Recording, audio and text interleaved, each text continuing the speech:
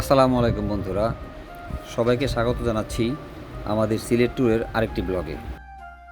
এই ব্লগে আমরা ভোলাগঞ্জ সাদা পাথরের বিষয়ে ডিটেলস আলোচনা করব। ভোলাগঞ্জ সাদা পাথর সিলেটের সীমান্তবর্তী কোম্পানীগঞ্জ উপজেলায় অবস্থিত। অসাধারণ সৌন্দর্যের অধিকারী এই ভোলাগঞ্জ সাদা পাথর বর্তমানে সিলেটের সবচেয়ে জনপ্রিয় পর্যটন স্পট হিসেবেই পরিচিত। গত পর্বে আমরা রাতারগুল সোয়াম্প ফরেস্টের বিষয়ে ডিটেলস আলোচনা করেছিলাম। ডিসক্রিপশন বক্সে লিঙ্ক দেওয়া আছে, যদি কারো ইচ্ছা হয় দেখে নিতে পারেন।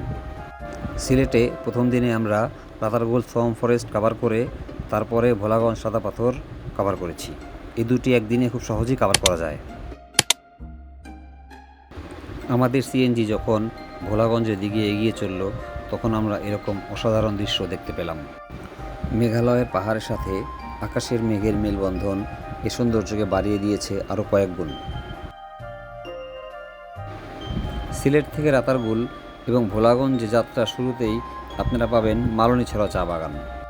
একই রাস্তায় এবং সিলেট শহরে অবস্থিত হওয়ার কারণে খুব সহজেই এই চা বাগানটি ঘুরে দেখতে পারবেন। এই চা বাগানটি উপমহাদেশের অন্যতম প্রাচীন চা বাগান, যা 1854 সালে লর্ড হার্টসন সাহেব প্রতিষ্ঠা করেন। মূলত চা বাগানের ভিতরের আঁকাবাঁকা পাহাড়ি রাস্তা, রাবার বাগান এবং রহস্যময় হারং হুরং গুহার জন্যই এই চা বাগানটি অত্যন্ত জনপ্রিয়।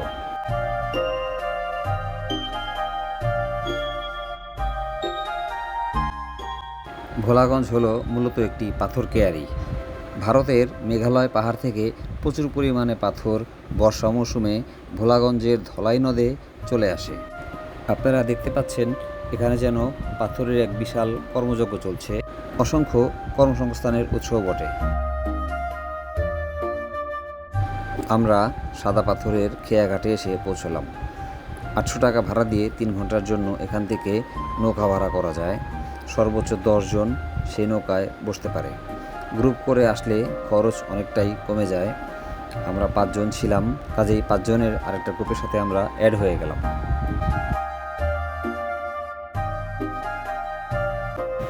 ধলাই নদের বুক চিরে আমাদের নৌকা এগিয়ে চলছে।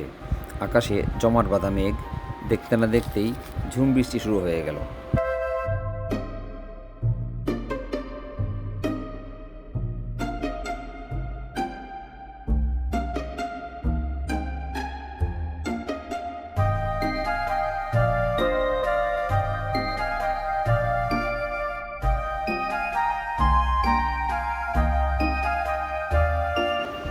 অবশেষে আমরা নৌকা থেকে নামলাম। মাঝিকে বিদায় করে দিয়ে 0 পয়েন্টের দিকে এগিয়ে চললাম।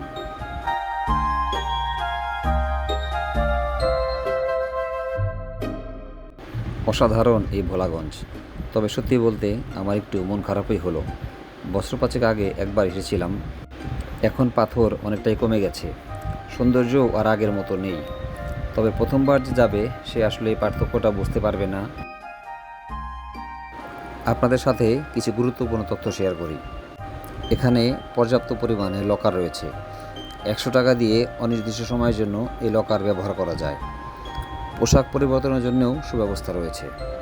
আর একটা গুরুত্বপূর্ণ তথ্য হলো, সীমান্তবর্তী এলাকা হওয়ায় অবশ্যই চেষ্টা করবেন সন্ধ্যার আগেই নিরাপদে ফিরে আসতে।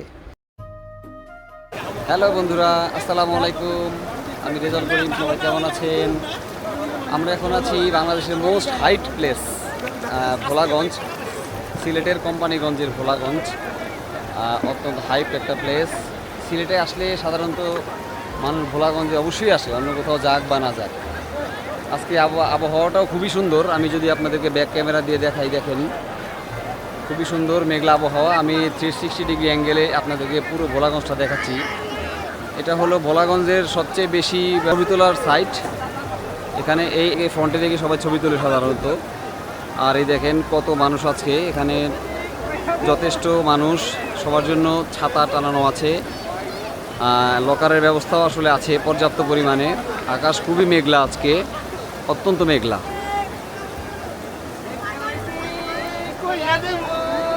আমার সাথে আমার যে 4 জন বন্ধু আছে, ওরা অলরেডি ছবি তুলতেছে, গান গাচ্ছে, সবাই খুব মজায় আছে আসলে।